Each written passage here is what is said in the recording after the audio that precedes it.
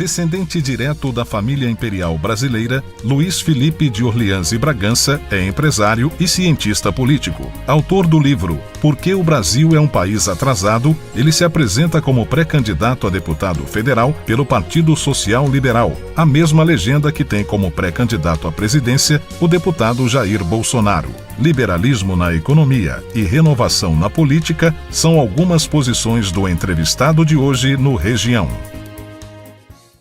E para participar desta entrevista, convidamos o médico José Fernando Salles Júnior, um dos responsáveis pela vinda de Luiz Felipe de Orleans e Bragança a São João da Boa Vista para palestra sobre o seu livro, cujo título é bastante provocador: Por que o Brasil é um País Atrasado?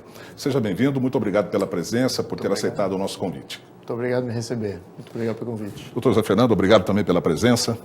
Eu é que agradeço aí, é uma honra trazer um convidado tão ilustre aqui para a nossa cidade, para um debate tão importante aí sobre esse tema tão atual, né? E vamos começar com a pergunta que dá título ao seu livro, Por que o Brasil é um País Atrasado? O problema de Brasil, ele é relacionado de como nós nos organizamos. E a nossa organização é definida por Constituição. Então, o tipo de Constituição que nós temos é uma Constituição que chama-se de Estado Social. Ele cria o Estado Social, em que há uma série de problemas, né? Tem uma questão de centralismo de poder, lá em Brasília temos muita concentração de poder na mão do presidente, temos um Estado que manda sempre, sem qualquer mecanismo de freio por parte das comunidades, por parte das famílias, e temos aí uma aversão muito grande ao capitalismo, à livre iniciativa. Isso é uma coisa tradicional já no Brasil. Então, o capitalismo nunca se materializou de fato no Brasil, então a gente nunca viu os benefícios do capitalismo, mas ele é usado aí como narrativa de ataque, fazer o problema do Brasil é o capitalismo, sendo que a gente nunca teve de fato um capitalismo implementado. Então nós temos esses 4 grandes problemas, e isso como perdura desde a primeira Constituição, que tem esse mesmo molde que a atual Constituição de 1888, a primeira Constituição foi de 1934, que foi com esse contexto. Ela já criou ali o Estado Social, então com os pilares do Estado Social, que é o assistencialismo, o Sistema Único de Saúde, Previdência Central, tudo central, planejado central. Então, esse contexto é extremamente destrutivo para que você tenha um país aí com uma pujança de riqueza de opções e você possa ter comunidades identificando aquilo que é o melhor para elas, e não necessariamente um poder central definindo tudo que existe no Brasil. Então, o atraso nosso vem desse centralismo. Professor Fernando? Eu concordo com ele totalmente. Eu acho que essa política assistencialista do governo que vem nas constituições, e à medida que as constituições vieram vindo, isso foi piorando, né? Até o clímax da Constituição de 88, isso perdura de uma forma a tornar uma vasta quantidade da população meio que dependente do Estado, né? Centralizado. É realmente um panorama muito triste, e o livro aborda bem oferecendo inclusive sugestões de solução para o problema. Eu acho bem interessante. Esse é um modelo que está engessando o Brasil, esse modelo que você acabou de citar, o modelo da Constituição de 88? Sim, ele engessa, e aí é que é o bacana de fazer uma análise comparativa, porque ele não engessa só o Brasil. Todo país que tem o mesmo modelo do Brasil não é um país desenvolvido. É isso que está bem nítido aí nessa análise.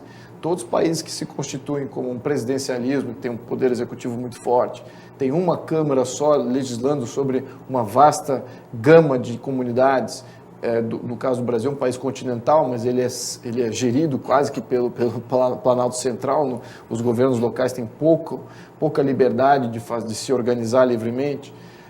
Então, esse é o modelo dos países pobres, os países despóticos, os países controlados por tiranos, e os países desenvolvidos não têm esse tipo de organização. Então, na nossa questão, se nós temos aqui um país rico, a despeito dessa organização, temos um país riquíssimo. Né? Nós somos aí uma das 10 riquezas do mundo em termos de capacidade produtiva. Temos um povo extremamente letrado em termos, agora que eu estou descobrindo recentemente, que é letrado na política, né? Temos sociedade no Brasil querendo ver essa política andar, querendo fazer reforma política. Então temos aí uma sociedade que outros países, até países desenvolvidos, não têm. Então, quando você compara, fazer o que está segurando? É esse arranjo que é um arranjo de terceiro mundo. É o que segura, é o fato da gente só ter 3 poderes, não 4. A maioria dos países desenvolvidos tem 4 poderes. A gente abriu mão do nosso 4º poder para estabelecer o nosso modelo atual. Então foram trocas que fizemos aí em função de vontade de controlar e dominar o povo brasileiro, que foi feito há mais de 100 anos atrás, que infelizmente aí não tem gerado os benefícios e caído, feito com que a gente sucessivamente caísse nas falsas promessas de governos populistas. Esse é que é o modelo que nós temos, é propício para um populista. O liberalismo na economia, com forte incentivo à iniciativa privada, descentralização do poder, mais Brasil, menos Brasília, pouco ou nenhum diálogo com grupos e partidos de esquerda. Isso é a agenda do PSL, né? São agendas que o partido elegeu, né, para trabalhar nessa eleição. Como esse receituário que o PSL apresenta como caminho para o país tem sido recebido pelas pessoas e também pelas organizações com as quais você tem dialogado? Olha, o PSL está se formando, é um partido novo, né? Ele está se formando agora. Então, o ingresso de pessoas tem sido maciço. Então, tem sido um grande sucesso aí. É bem provável que o partido se mude de patamar. Então, esse diálogo, essa maturação partidária ainda não existiu.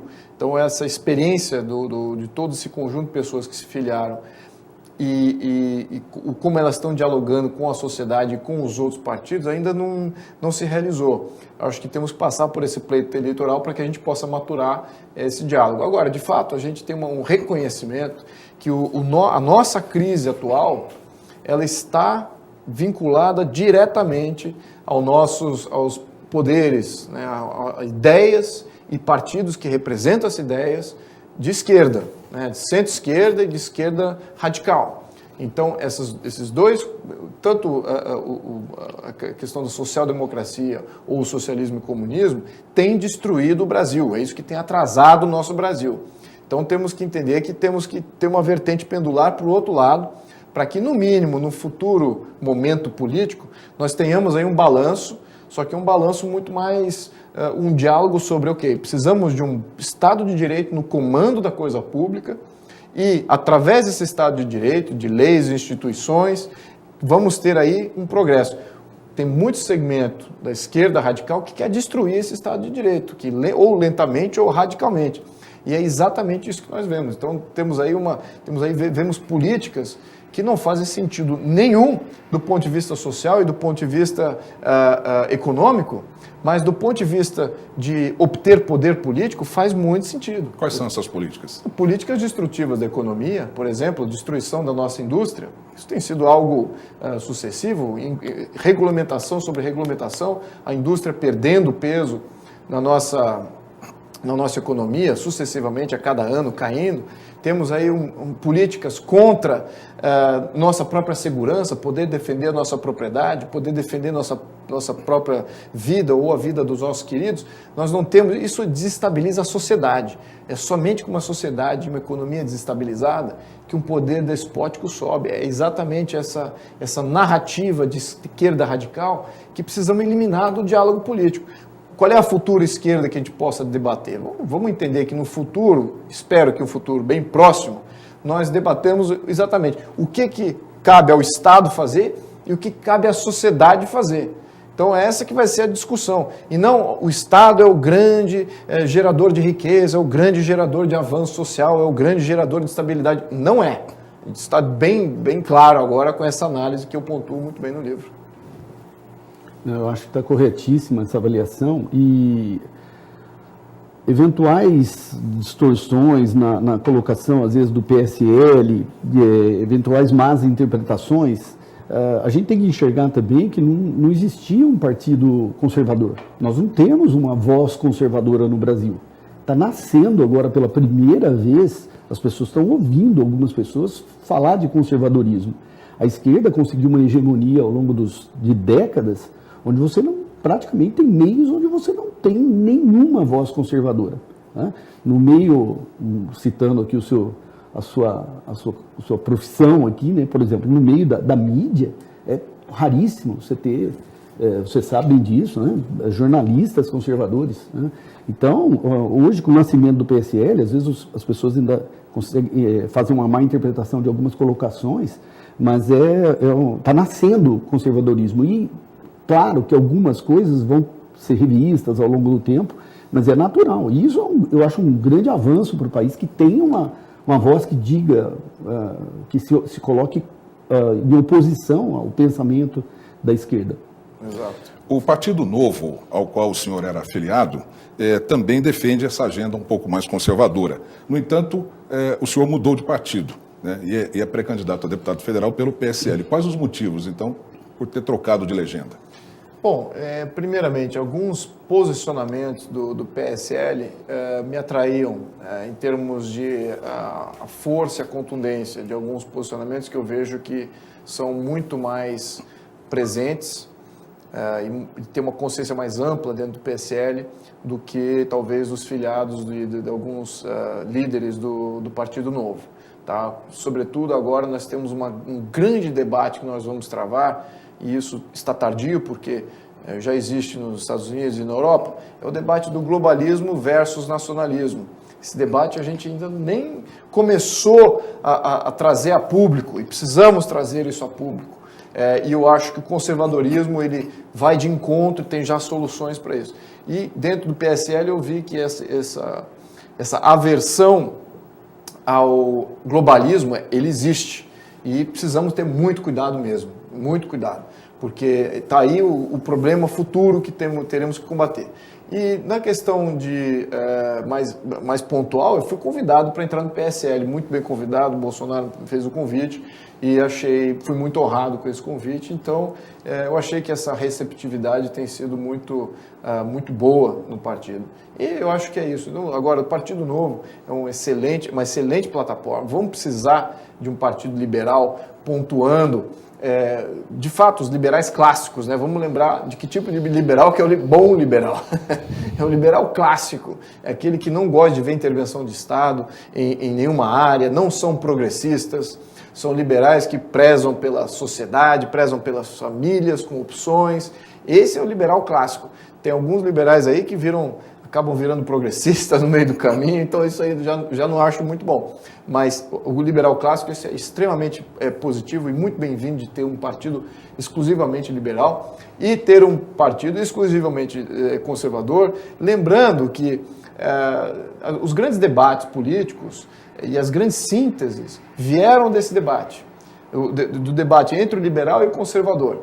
É exatamente nessas discussões, se temos que centralizar poder ou descentralizar poder, que era uma temática liberal, se temos que ter o monopólio da força, que era a questão conservadora, ou se a força não está com as famílias precisam se proteger com armas, isso era uma temática liberal. Então, desses debates vieram as grandes sínteses. Agora, o que temos que diminuir no nosso escopo de debate político no futuro é a destruição do Estado de Direito. Isso não podemos mais tolerar. E a esquerda radical, infelizmente, ela abraçou ainda não larga dessa temática marxista, que é sempre destrutiva, sempre muda-se os seus futuros ditadores do proletariado, mas ainda continua na narrativa do ditador do proletariado, que esse vai estabelecer a igualdade, que a desigualdade social é um grande problema, que precisamos lutar pela justiça social. Então todas essas temáticas são muito fáceis de você rebater com a lógica e com o conhecimento.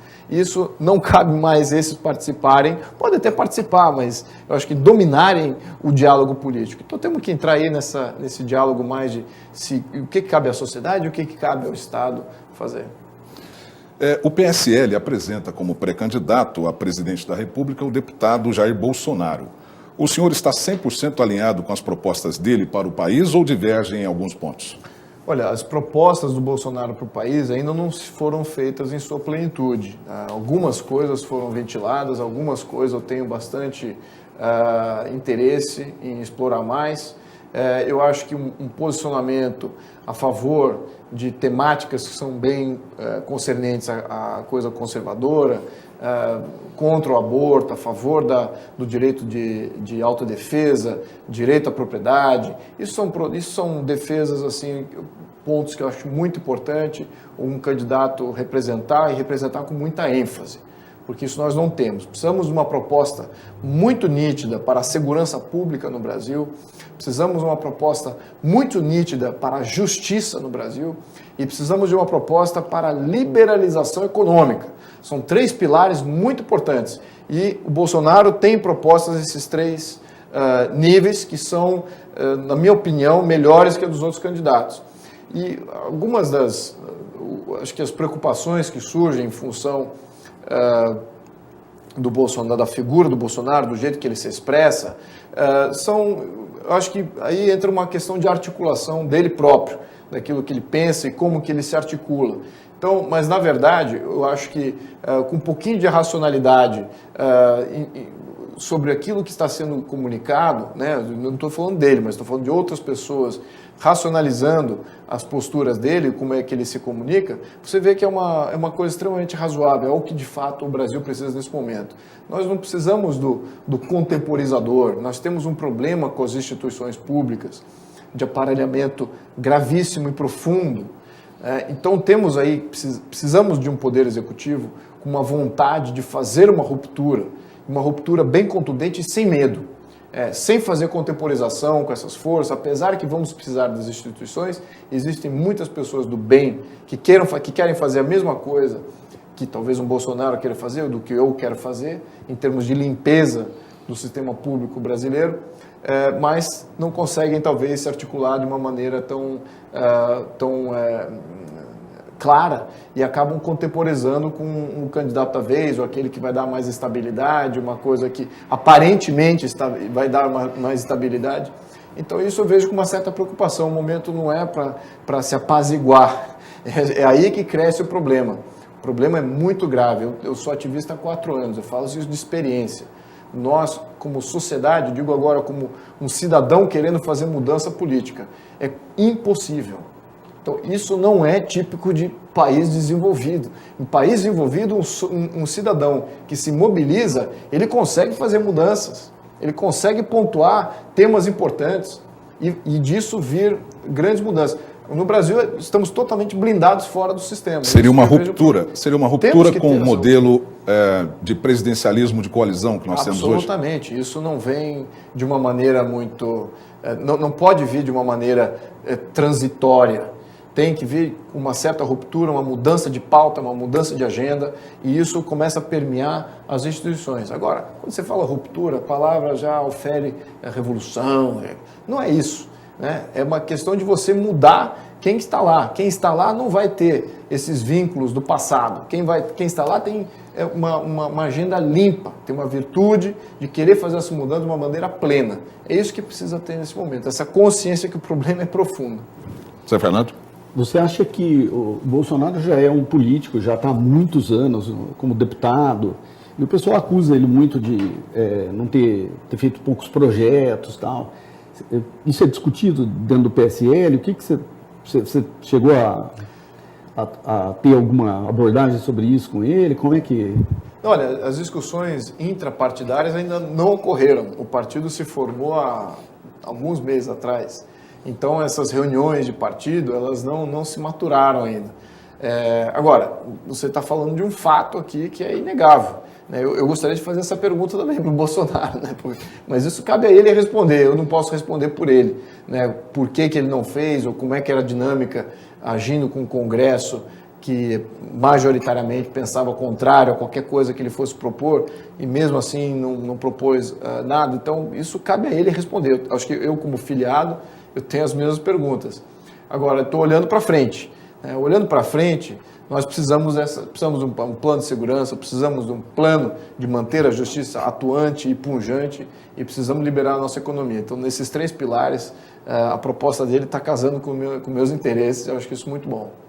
O crescimento de uma pré-candidatura com esse viés forte de conservadorismo, como a do Bolsonaro, tem a ver com o desalento do eleitor em relação a PT e PSDB, partidos que polarizaram o debate político nas últimas décadas e hoje estão envolvidos também em casos de corrupção? Olha, eu acho que refresca um pouco e muda completamente a amplitude do debate político, né? Esses dois partidos, PT e PSDB, são partidos socialistas. Então, diferentes métodos de atingir o socialismo. O PSDB é um socialismo mais gradual. No entanto, na minha opinião, a maior parte das leis nocivas que nós temos passado foram o PSDB, que passou, né? Imposto progressivo, zona especial de interesse social, função social da propriedade, tudo isso foi o PSDB que passou. Lei de imigração, agora vai ter voto de estrangeiro. Então, você tem aí grandes afrontos e assínteses à nossa cidadania, todas propostas e lideradas pelo PSDB. O PT, ele serve, nesse jogo, ele serve como o radical contra o qual todos vão tirar dardos. Mas o PSDB serve como aquele partido socialista que vai passar essas medidas nocivas, esse é que vai fazer tramitar de fato e vai fazer esses grandes impactos, só que ele se apresenta como o bonzinho da história. Então, nesse jogo, quem sai perdendo é a sociedade brasileira.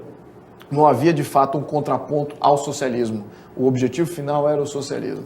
E na verdade, nós estamos num país socialista, num contexto socialista, não existe iniciativa, livre iniciativa, existe iniciativa regulada. Então, absolutamente tudo é regulado, tudo é monitorado. Agora temos o e-social entrando dentro das empresas, vão definir qual é os seus quadros de funcionários, se obedece a uma cota racial ou uma cota de origem. Isso é uma loucura, é uma loucura. Então, não houve nem a reforma trabalhista aí que tanto fizeram alarde, nem rasparam na superfície da reforma trabalhista, e já vem essa questão do e-social que está em linha com o país do século passado. Isso é um atraso, boa parte das pequenas e médias empresas, que são os maiores empregadores do Brasil, olham isso com um grande ônus, e isso, eu digo, não é para fomentar uma economia pujante, isso é para limitar a economia, limitar a livre iniciativa e, no meu entender, entendendo um pouquinho do marxismo, isso vai fazer com que a classe média ou desapareça lentamente ou ela migra. E tem sido esse o padrão do marxismo quando ele é implementado em todos os países. Ou é migração ou é morte lenta. Então, eu diria que a gente não está divergindo aqui com essas novas medidas que estão sendo passadas. Onde cabe o social, então, no contexto de um governo conservador?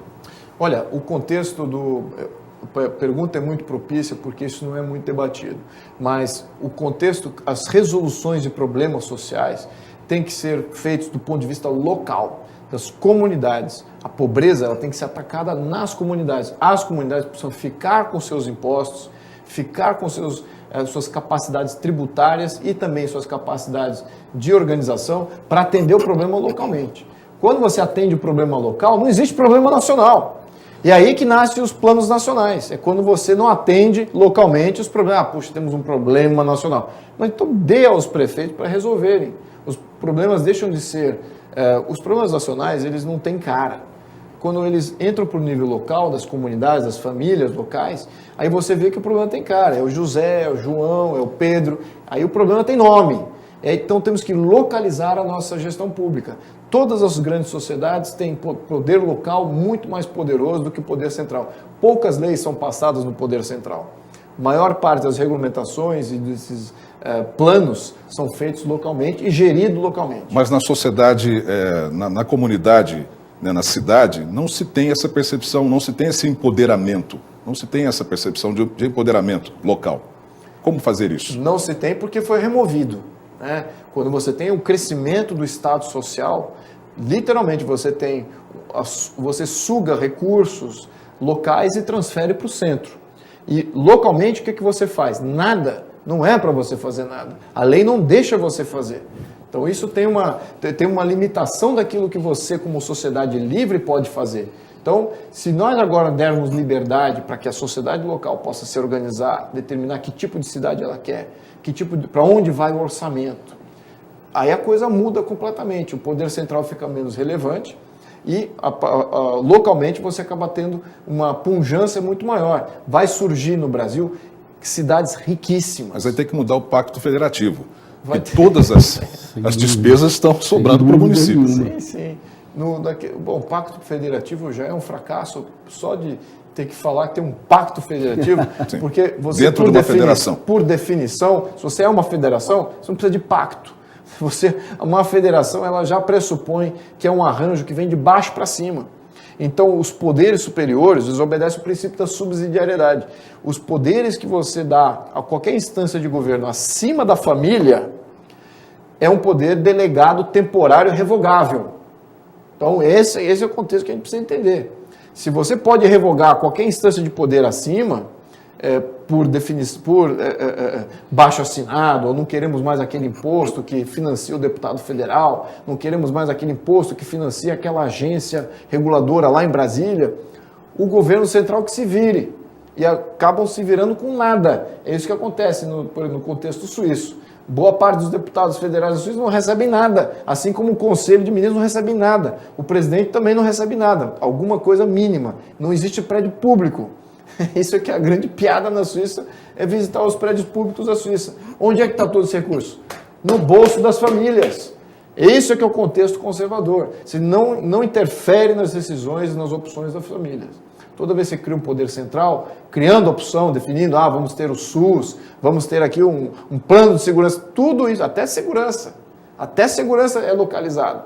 Então temos que entender, temos que trazer para baixo a coisa, temos que trazer onde a coisa pública realmente acontece. Na verdade, a balança entre igualdade e liberdade, né? Sob essa bandeira da igualdade, vai se tirando lentamente a conta-gotas a liberdade, né? A frase típica, não sei se você concorda, né, que a liberdade tem que vir antes da igualdade. Quando você inverte a equação, você não tem nenhuma das duas. É isso mesmo. É isso mesmo. E um poder distante, ele não te dá liberdade, muito pelo contrário. Agora você tem o contexto. A gente está falando aqui de um poder central de Brasília. Tá? Agora imagine globalismo, em que você está dando poder a um poder fora do Brasil. Uma agência reguladora fora do Brasil, regulando como é feito a sua vida aqui na sociedade local. É isso que está acontecendo. Passou agora em São Paulo a Agenda 2030. Aí alguns até não entenderam como, porque é muito bem maquiado, né? Como é que essa interferência externa, como é que ela é feita. Então, mas isso é globalismo já no nível de cidade. Eles estão ultrapassando o poder federal, que já concentra muito poder, indo direto na cidade e criando agências ali no nível local para definir se a cidade está se enquadrando com um plano global de metas. Então, que planos são esses? Então, aí entra um monte de coisa com violação de propriedade privada, com controle de estoque, controle de ativos, de ir e vir de pessoas, uma série de coisas. Então, isso vem da nossa sociedade? Claro que não. Isso é uma interferência externa direta contra a qual nós não temos nenhum poder. Bem, vamos falar um pouco mais sobre a questão da política, né? O eleitor, como é que ele pode melhorar esse vínculo com os eleitos? Olha, o eleitor, ele precisa agora, em 2018, como ativista, o eleitor não tem absolutamente nenhuma chance. Como eleitor, ele pode e tem que eleger deputados que vão representar as mudanças. Não é um deputado, tem que eleger vários deputados, vários senadores que queiram mudar o sistema político. Não é representar melhoria em segurança, não é melhorar o deputado representar melhoria em educação, e melhorar melhorias em serviços públicos. Precisamos de representantes políticos que queiram fazer uma reforma política profunda, uma reforma de Estado. É essa conscientização que o eleitor precisa ter e cobrar isso dos seus futuros representantes. Então, a primeira coisa, eu tenho 4 coisas que são essenciais para passar para os eleitores. Primeiro, precisamos de transparência tributária, sem a qual você não consegue transferir poder para a comunidade local. Ele não sabe o quanto ele está sendo roubado de imposto. Então, precisamos de transparência tributária para que o cidadão local consiga, em um website, identificar, puxa, olha aqui, quantos milhões está indo daquela comunidade para Brasília, quantos milhões está indo para o estado de São Paulo, quantos milhões está indo para a prefeitura. E começar a cobrar a mudança local, esse dinheiro de volta ali. Essa é a primeira parte. Segundo, voto distrital. O que causou o mensalão, o petrolão, foi a questão do voto proporcional. O voto proporcional é extremamente caro para você eleger, é extremamente caro para você balancear e ter um governo. É isso que causa esses sistemas paralelos de financiamento de campanha. Mensalão, Petrolão e talvez agora o BNDESzão e outros aí que vão surgir, porque realmente eleger um deputado federal hoje que não tem um renome, custa aí, em média, Brasil, 7 milhões de reais. E temos aí o sistema legislativo tem que ser a porta de entrada da classe média. Então essa seria a segunda medida. Então temos aí, entender que temos que ter recall de mandato, né? Temos que poder remover poder político de quem a gente deu poder político rapidamente, não precisa esperar um impeachment. Em 2, 3 meses, chamamos novas eleições, aquele deputado volta. E, finalmente, precisamos ter o poder de revogar qualquer medida que uma autarquia ou que o governo, um político eleito, uma burocracia, passe sobre nós, um aumento de imposto, um aumento de salário, ou criação de um novo órgão, ou remoção dos nossos direitos, que foi o caso da lei de imigração, removeu a nossa proteção de cidadania.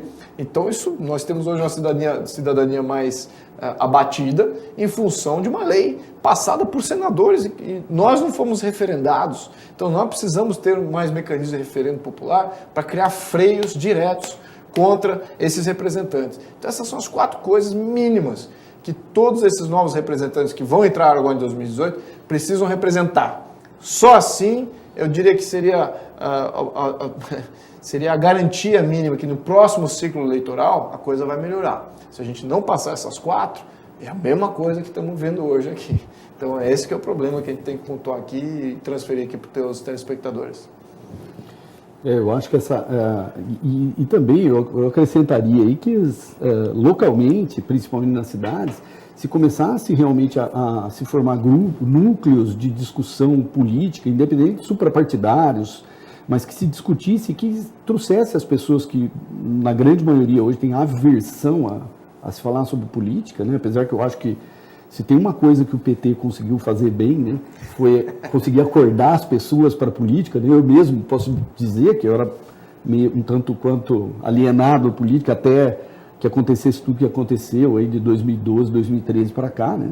Então, muita gente que não sabia nem o nome do vice-presidente, do presidente do Senado, hoje sabe muito bem, você pergunta para as pessoas na rua, simples, as pessoas sabem quem são os políticos, né? Isso é uma coisa que foi boa, mas eu acho que tem que se formar núcleos de discussão mesmo, e aqui em São João mesmo nós estamos, né, com a vinda do Luiz Felipe, que a gente conseguiu trazer, a ideia é que a gente teve também a participação do Eduardo Pirajá, né? O Eduardo Pirajá Filho, né? Que também está nesse movimento, né, de construção aqui dessa agenda junto ao Novo, ao PSL, né? Sim, nós estamos trazendo, e a ideia é que a gente traga mensalmente pessoas para palestrarem para a gente aqui sobre temas políticos e comece a formar uma consciência da população. Isso eu acho também muito importante, né? Luiz Felipe, por que a discussão sobre a reforma política, então, não prospera nessa direção ao voto distrital? Nem foi uma proposta, é incrível que pareça. É que ele rompe tanto com o sistema que o sistema não vê isso como uma opção. O voto distrital que está sendo discutido é o voto distrital misto. Esse componente misto, ele ainda dá poder aos partidos, ele ainda dá poder central aos grandes caciques, ao controle do fundo partidário. Então, esse contexto é que temos que entender. O sistema ele vai propor aquilo que não vai destruir o sistema, que ainda vai sustentar o sistema, mas é uma mudança. Então, é uma mudança muito branda. Quem quer contemporizar com isso, vai votar em outros partidos, em outros candidatos, e depois não reclame. Mas nós estamos aqui no momento sui generis da nossa história, precisamos aproveitar esse momento, fazer rupturas de sistema. Isto não quer dizer que o cidadão vai sair perdendo, muito pelo contrário, o cidadão só tem a ganhar. Ele sai perdendo se ele manter o sistema tal qual ele está hoje. Então precisamos de candidatos que queiram fazer essa ruptura, representam isso com muito mais efetividade. Eu agradeço a sua presença e também agradeço aqui a presença do doutor José Fernando Salles. Felipe de Orleans e Bragança, descendente da família imperial brasileira, autor do livro Por que o Brasil é um país atrasado. Boa noite, bem-vindo. Boa noite, muito obrigado por estar me recebendo. Vamos começar então falando sobre a questão da monarquia e família imperial. Qual a sua relação na genealogia da família imperial brasileira? O senhor está na linha sucessória? Bom, respondendo a última pergunta, não estou na linha sucessória, mas eu descendo da Princesa Isabel, sou trineto da Princesa Isabel e tetraneto do Pedro II. Então estou na linhagem aí, mas não estou na linha sucessória. O senhor defende a volta da monarquia? Eu defendo que a gente precisa estabilizar o Brasil num modelo político diferente. A monarquia é uma opção. Precisamos evoluir para uma monarquia. Eu acho que é uma coisa que temos que ainda maturar na sociedade. A família, por intento, não existe ainda um proselitismo para fazer esse retorno. Existe sim uma presença e, naturalmente, as pessoas estão se manifestando a favor dessa ideia. Então, sim, agora estamos pensando se isso é factível ou não, em que momento isso pode se dar, mas, na minha conjectura, eu acredito que ainda temos alguns passos para maturar e desmistificar muita coisa antes que a gente possa fazer um pleito de verdade ou ter mais um plebiscito com relação a esse tema. O senhor acha que a monarquia, de certa forma, mudaria hoje o que se fala de um país atrasado como o Brasil? Absolutamente. O grande atraso do Brasil é que nós temos um modelo político instável. E a grande contribuição da monarquia e do sistema, a organização de Estado monárquico, é uma organização extremamente estável. Então, não é estável pela função de que o imperador ou que um futuro rei ou seja, um atuante no governo. Muito pelo contrário, ele teria o poder de veto. Ele seria aquele representante direto dos anseios atemporais da população brasileira em função de estabilização. Então, ele poderia agir como uma força estabilizadora, um poder de veto em abusos de poder dos outros três poderes, o poder executivo, legislativo e judiciário. Então, é exatamente esse tipo de estabilização que a maioria dos países desenvolvidos tem. E o Brasil não tem. Abandonou o quarto poder, ficamos só com 3 poderes, regredimos a nossa evolução política e aí estamos de volta com instabilidade política há mais de 100 anos. O que hoje caracterizaria essa instabilidade política que o Brasil vive? Dá para pontuar alguns Sim, itens? dá para pontuar. Bom, primeiro vemos nosso crescimento econômico, que não é um crescimento constante, ele é errático. Ele depende de quem está no governo, que tipo de políticas de governo são adotadas. Então, isso já ofere uma certa instabilidade. Outra coisa é os direitos e os poderes que esse poder executivo e os poderes legislativos centrais exercem sobre todas as nossas vidas. Então, existe um patrimonialismo muito patente com relação à concentração de poder na mão do Estado, na mão do poder executivo central, que no cargo aqui do presidente, e esse muda a cada 4 anos, não há uma estabilidade muito grande, porque o poder que ele comanda e a interferência que ele exerce, ela é muito ampla. Então, toca as vidas de todo mundo. E isso causa instabilidade social, o que, por sua vez, também causa instabilidade política. Então, esse dirigismo central é o que está causando esse problema. Isso é não é em função de ter um bom governo, ter um mau governo. É em função de ter um mau sistema. A maioria dos sistemas presidencialistas, tal qual organizados igual ao Brasil, tem o mesmo problema de instabilidade política. Nenhum país presidencialista como o nosso é estável. Nenhum país. Todos os países presidencialistas como o nosso é extremamente instável. Então temos aí todos os países pobres, da África, da Ásia, todos eles têm conjuntura, têm uma organização presidencialista similar à nossa. E os países desenvolvidos da Europa e também América do Norte, a Austrália e Japão, já têm os 4 poderes bem delineados. No caso dos Estados Unidos, o poder do presidente era para ser esse 4º poder, sendo que os 3 poderes eram exercidos em cada estado. Então aí existia o federalismo norte-americano que dava esse 4º poder, essa visão de 4º poder. O Brasil abandonou todos esses conceitos, né? Voltou a ter somente 3 poderes, poder central, um presidente mandando demais. Isso é o típico de país subdesenvolvido. Agora o senhor falou que está se voltando a falar de uma forma mais lenta, mas já está se voltando a falar sobre a questão da monarquia. Uhum. A gente teve um plebiscito em 93, Sim. onde a monarquia teve uma adesão considerada relativamente baixa, 11%. Uhum. Na sua opinião, um plebiscito hoje mudaria? Certamente. Bom, vamos entrar em contexto aqui. A adesão foi baixa porque alguns canais de grande mídia fizeram uma campanha, logo um mês antes, uma campanha, de certa maneira, covarde. E essa campanha covarde, no mês precedente ao plebiscito, que estava indicando mais de 30% de intenção de voto, caiu para 5%, um mês antes. Depois, durante esse um mês, houve uma recuperação até 11%. Então, foi exatamente um ataque frontal da grande mídia em função do medo de poder estar às vistas aí de uma restauração monárquica. Então, naquele momento, sim, se exerceu esse medo, foi muito patente, a grande mídia agiu contra. Então, esses 11% não refletem de fato a realidade. Mas eu sou o primeiro a falar que foi prematuro, porque vamos entender que até 88, com a nova Constituição, questionar a República era uma cláusula pétrea, não dava para se questionar a República. Então, se há alguma coisa de positivo dessa Constituição de 88, que eu critico demais, é o fato de que remover essa cláusula pétrea e podemos agora questionar a República. Então, de 88 até 93 é um período muito curto, considerando que a maioria dos meios de comunicação, eles têm um cerceamento muito restrito, né, com relação a esse tema. Então, a informação da população ela é muito tênue, não existia internet como existe hoje, não existiam outros veículos de comunicação direta como existe hoje. Então, isso ainda está em processo de maturação. Então, naquele momento, em 93, eu achei, agora, olhando para trás, de fato foi prematuro, né, o plebiscito. Poderia ter se estendido um pouco mais, teria tido um pouco mais de debate na população, desmistificado muita coisa, e aí, quem sabe, teríamos um pleito mais honesto. Agora, né? Seria um novo momento? Eu ainda acredito que a gente precisa trabalhar melhor as desmistificações, porque a ideia de monarquia ela ainda não está muito enraizada. Desculpa, ela está enraizada, mas ela não está muito bem divulgada do ponto de vista de todos os atributos que desmistificam as inverdades que são ventiladas sobre esse tema. Então, com relação a isso, acho que a gente ainda tem um pouco mais a caminhar. Então, eu diria que nenhum veículo de grande mídia abraça esse conceito, ou ao menos dá a voz. Então, é sempre em momentos pontuais e até como chacota ou tentativa de desqualificação.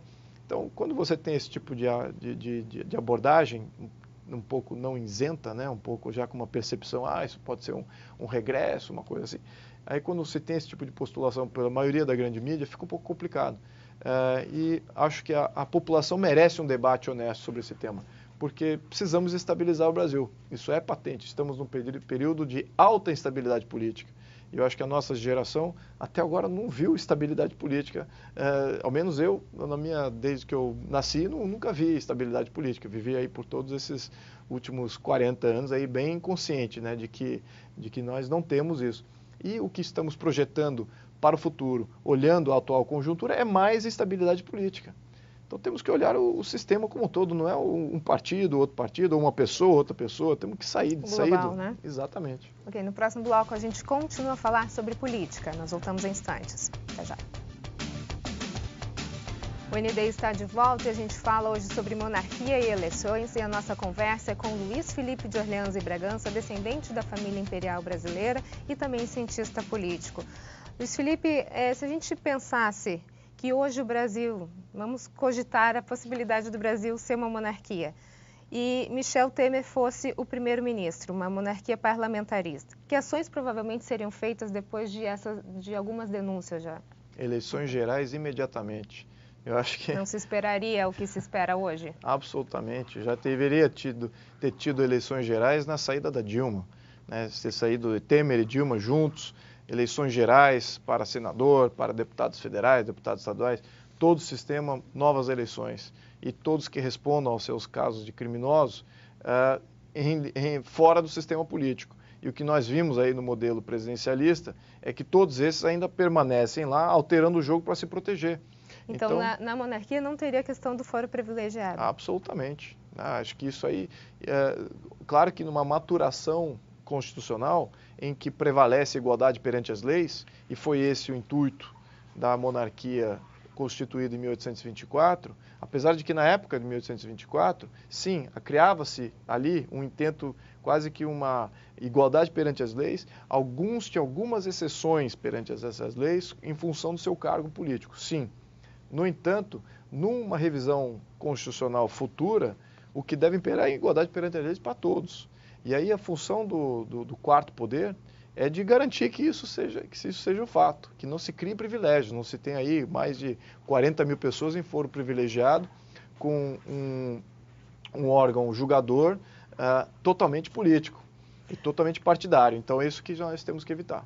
O senhor acha que o Brasil teria condições de bancar uma família real hoje? Absolutamente, porque, primeiro, por duas razões. Primeiro, as famílias reais mundiais são muito mais baratas do que os presidentes. Isso tem estudos aí que comprovam isso. E segundo, ninguém falou de remuneração aqui.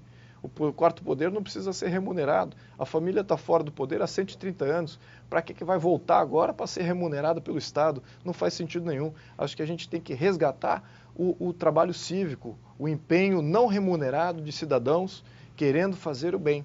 Isso não precisa ser remunerado. Mas apesar de não ser remunerado, em 2013 a família real recebeu 4 milhões de uma receita proveniente de laudêmio de imóveis de Petrópolis, na cidade de Petrópolis. Sim. Isso continua acontecendo? Tem necessidade disso acontecer? Essa é a família de Petrópolis, é uma confusão que ocorre com muita frequência. Eu não pertenço à família de Petrópolis, eu não ganho laudêmio. E nem os que seriam sucessores legítimos da coroa não recebem laudêmio. Então, essa confusão é muito, assim, bem corrente, tá? Precisa separar as duas correntes. Existe família Silva e família Silva.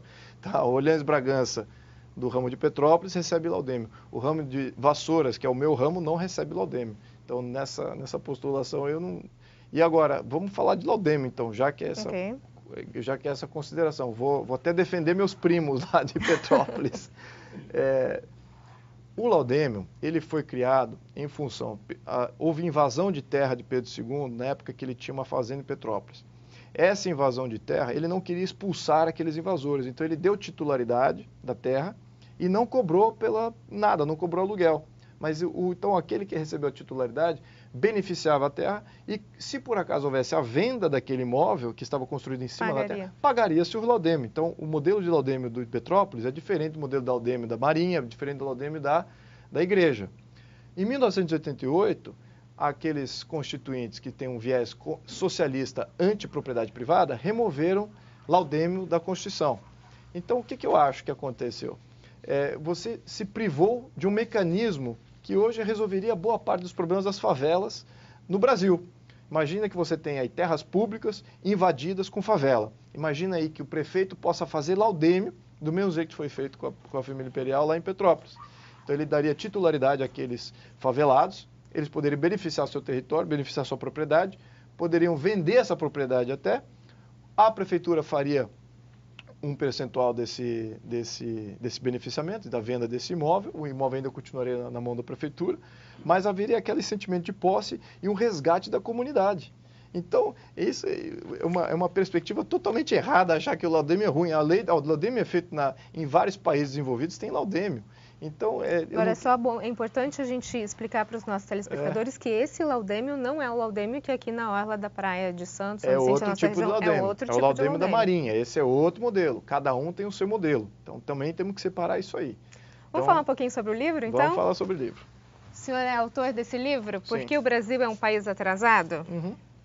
Por que o Brasil é um país atrasado?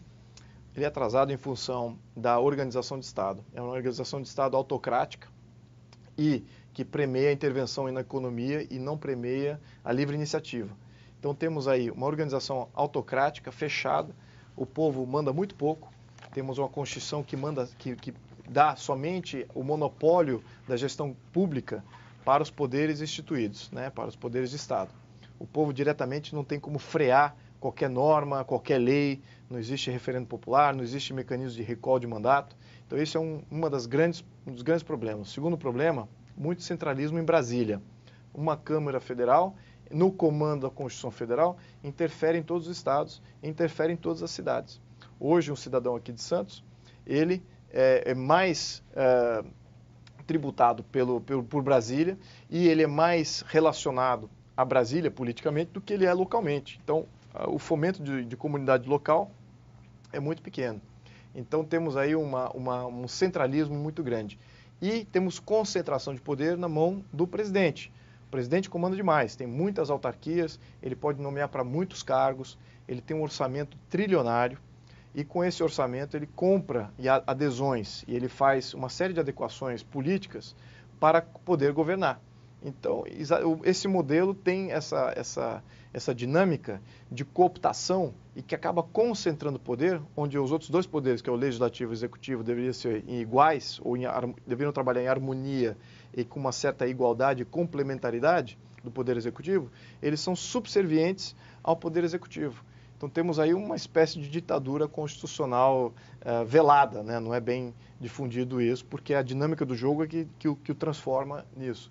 Então temos aí concentração de poder em Brasília, muito poder na mão do presidente, uma Constituição que dá poder somente ao Estado e não ao cidadão soberano, e, claro, uma aversão muito grande à livre iniciativa. Então, a livre iniciativa ela pode ser interferida a todo momento, não temos direito à propriedade, os meios de produção estão concentrados na mão do Estado, na maioria dos casos, aqueles meios de produção que estão livres na mão da população são altamente regulados.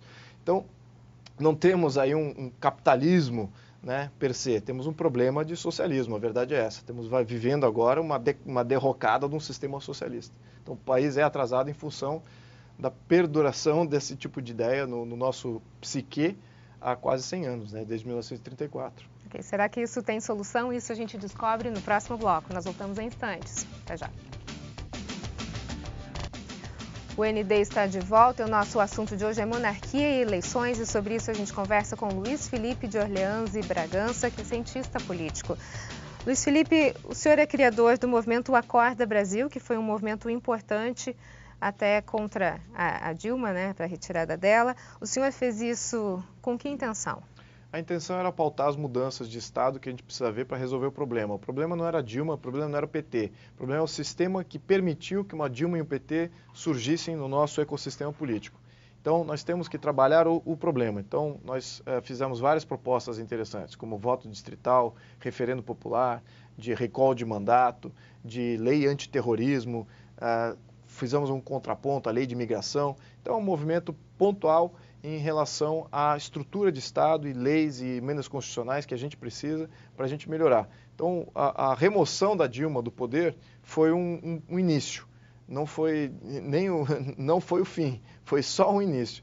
E o que vemos agora é que não foi uma remoção de poder, como ela foi só ela removida do poder, todo o aparelhamento de Estado que permitiu que ela surgisse e permanecesse no poder não foi removido, porque não houve novas eleições.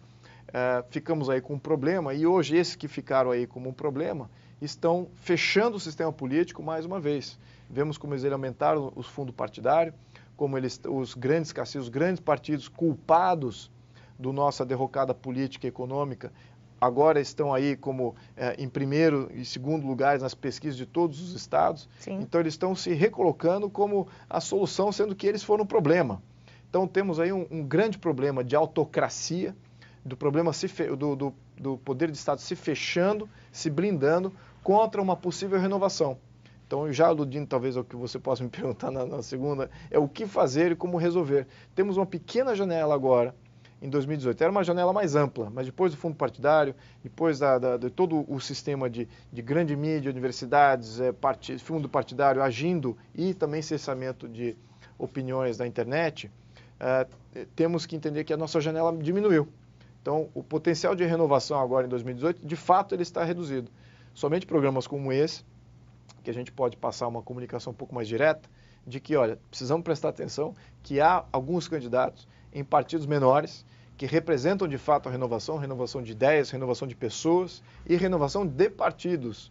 Que o senhor é pré-candidato? Eu sou um pré-candidato, sim. Ah, qual cargo? Eu deixei a descrição do partido decidir. Então, estou a priori como deputado federal. Qual que é o partido? É a PSL. E fui convidado pelo PSL, então fui muito bem aceito lá, estou muito feliz também com a escolha. E agora, eu acho que tem uma amplitude de candidatos em outros partidos também, menores e talvez não relacionados, novos candidatos que estão surgindo pela primeira vez no ecossistema político.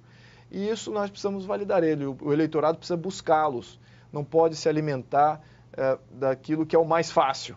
Né? O mais fácil vai vir tranquilamente através da televisão, através do rádio, através dos bilhões de reais que os cofres públicos vão estar alimentando os partidos para dar essas soluções mais fáceis. Mas o eleitor, então, precisa buscar, de fato, os partidos que não estão sendo promovidos, aonde está a renovação, e olhar realmente, de fato, quem são os candidatos, e os partidos também. Agora, o que o brasileiro, às vezes, entra em contradição é que ou se fica com a política antiga e experiente, entre aspas, ou se aposta no novo, mas às vezes um novo que não tem experiência. O que hoje seria o melhor para o país? Olha, ponto a política antiga não é experiente, tá? Desmistificando isso aí. Vemos aí, por exemplo, vou pontuar aqui um exemplo, os candidatos do Rio de Janeiro, tá? Os candidatos ao governo de Rio de Janeiro. Ali, nenhum ali se apresenta como um qualificado para gerir 60 bilhões de reais de tributos. Nenhum deles, tá? E sendo que o Rio de Janeiro tem um problema que tem 10 bi de problema de fluxo de caixa. Então, quantos administradores mundiais têm a experiência de reestruturar uma dívida, de reestruturar uma dívida corrente de 10 bilhões? São poucos administradores. Isso dos mais competentes do mundo. Nós estamos dando aqui poder a pessoas desqualificadas de gerir orçamentos absurdos. Isso tem sido a nossa tradição. Essa que tem sido o nosso problema, porque nós não nos fechamos, não criamos critérios bons dentro dos partidos. Os partidos não são partidos abertos, são partidos comandados por caciques. E esses caciques, obviamente, que eles não vão criar problemas para si próprios. Que problemas são esses? Sua qualificação de gestor, qual é a sua capacitação administrativa, se tem experiência prévia para poder estar exercendo aquele cargo. Então, tudo isso, os partidos facilitam para si próprios. Então, abre para pessoas desqualificadas comandarem orçamentos gigantescos, não sabem como fazer, vão fazer temáticas populistas, que é a coisa mais fácil de se fazer, resolver problemas pontuais, gastando dinheiro. E isso quebra o Estado e fale por completo o país também, se o país estiver mancomunado ou no caso aqui, cooptado, como foi o caso do Rio de Janeiro e Brasília. Como vimos aí, 3 governadores muito bem pontuado aí pelo Ministério Público, que estavam relacionados com a derrocada financeira do Estado e também de Brasília. Então, vemos aí um grande problema. Isso, o Rio de Janeiro é só um exemplo na verdade, do que acontece país, nos né? 27 estados. Em 2016, vazou um áudio do senador Romero Jucá sobre o efeito da Operação Lava Jato, e ele falava, entre algumas coisas, que a Operação Lava Jato queria acabar com a classe política para ressurgir e construir uma nova casta pura. Pelo sistema que a gente tem, é possível ressurgir essa nova classe política pura? É possível se falar de política sem se falar em corrupção? Então, a Lava Jato ela fez grandes... foi um momento muito importante. Infelizmente, também, em função de não poder ter removido todos aqueles que estão no poder hoje, têm o poder da caneta, a Lava Jato não conseguiu interferir antes. Então, o fato da Lava Jato não ter interferido e resgatado todos esses do poder antes, por falta talvez até de pessoal avaliando todos os casos, porque são centenas de casos dentro do Congresso, eles ainda estão lá e estão fazendo leis para se protegerem. Então, nessa concepção, também pensar que um outro poder burocrático vai resolver o problema de uma outra lado da burocracia, é também uma coisa utópica, né? Você vai criar uma burocracia gigantesca do Ministério Público para poder resolver tudo. A verdade é que nós, povo, deveríamos ter o poder de resolver isso por nós mesmos, como é feito em países envolvidos. Poder de revogar mandato, nós mesmos, antes de ter que comprovar criminalidade, qualquer coisa assim. É aquela sensação de que perdeu a confiança no Romero Jucá, chama ele de volta via abaixo-assinado, via referendo popular. Ok, muito obrigada pelas suas informações. Notícias em Debate.